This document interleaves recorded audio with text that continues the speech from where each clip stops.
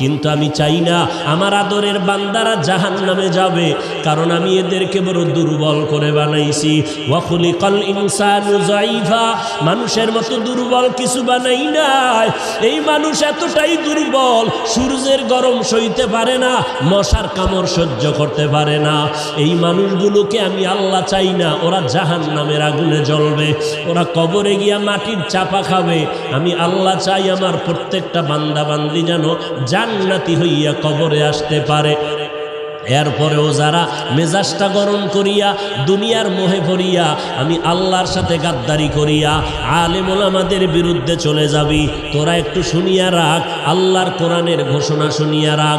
আল্লাহর কোরআনটা কেমন সত্য, আজও পর্যন্ত কোরআনের চ্যালেঞ্জ কোনো বেঈমান গ্রহণ করতে পারে নাই। আজও পর্যন্ত কোরআনে একটা ভুল কেউ বের করতে পারে নাই।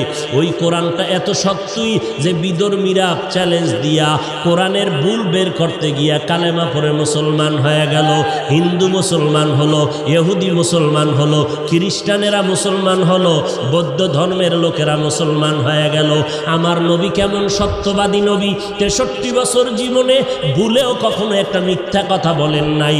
ও এলাকার মুসলমান, একটা মানুষ দ্বিতীয় একটা মানুষের নাম বলো।